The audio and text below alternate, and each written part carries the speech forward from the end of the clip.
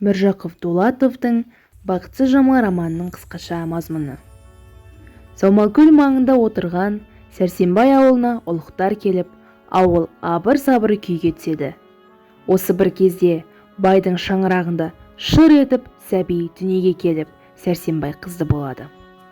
Нәрестенің есімін Жамал қояды. Жамал бала күннен ақыл-ойға жүйрік болып, молдадан сауат ашып, хат танып, өзгелерден бір төбе тұрады. Сымбаты да бөлек қыздың, алғырлығымен қатар ақындығы да бар еді. Ол бойжеткенде ауыл жігіттерінің көзі түсіп, сөз жарастыруға дәмелене бастайды. Ондай пысықай жігіттерге Жамал бет бұрмай, сөйлетпей тастайтын еді.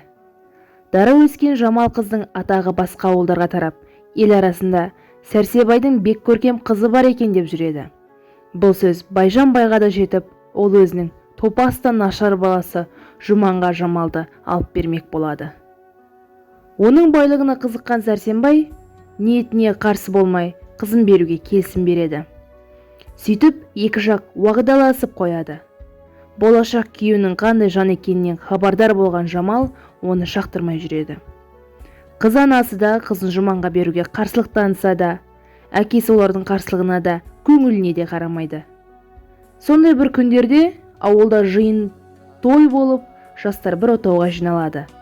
Жиында бітімі де, сымбаты және сәні де, сөзі де бөлек жігіт Ғали да болады.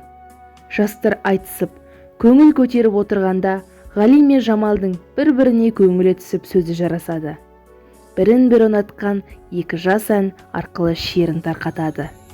Уағдаласқан мерзім жетіп, Жамал ұзатылатын күнге жеткенде, Ғали мен Жамал қол ұстасып қашып кетеді. Екеуінің артынан қуғыншылар түседі екен. Елден қашқан қос ғашық Ғалидың шалғайдағы туыстарының үйін паналайды. Екеуі бас қосып, бақытты тірлік кешіп жатқанда, аяқ асты Ғали ауырып, дүние салады. Ғали бақылық болғаннан кейін Жамалды Жұманға қосады. Ол үйдегілерден теперіш көріп, ауыр тіршілік кешкен Жамал қыс ішінде үйінен қашып шығып, Ғалидың бейітінің басына барады.